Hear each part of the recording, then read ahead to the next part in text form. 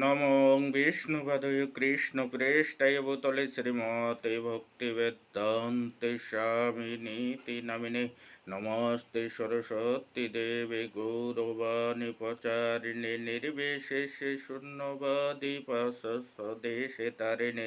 জয় শ্রীল স্বামী প্রভুপাদ কি জয়। কৃষ্ণ কৃপা শ্রীমূর্তি শ্রীল বয়চরণাবিন্দ ভক্তি বেদান্তে স্বামী প্রভুপাদ আন্তর্জাতিক কৃষ্ণ ভাবে নামিতে সঙ্গে প্রতিষ্ঠাতা আচার্য। জয় শ্রীল স্বামী প্রভুপাদ কি জয়।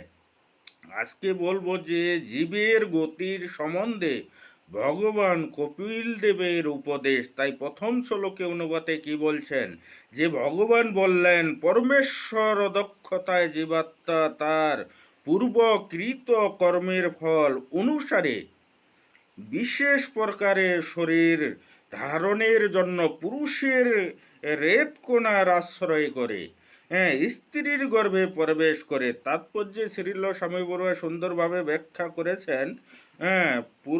পূর্ববর্ত অধ্যায়ে বর্ণনা অনুসারে নানা প্রকার নারকীয় অবস্থা ভোগ করার পর যে পুনরায় মনুষ্য শরীর প্রাপ্ত হয়, এই অধ্যায় সেই প্রসঙ্গেই আলোচনা করা হচ্ছে।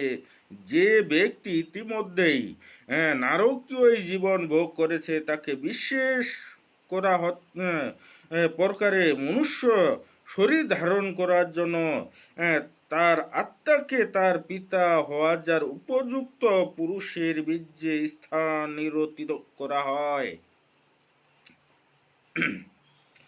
একটি বিশেষ ধরনের দেহ প্রাপ্ত হওয়া যার জন্য যৌন সঙ্গমের সময় পিতার বীর্যের মাধ্যমে আত্মাকে মাতার গর্ভে স্থানান্তরিত করা হয়। এই পন্থাটি সমস্ত দেহধারী জীবের বেলায় প্রয়োজন, কিন্তু এখানে বিশেষ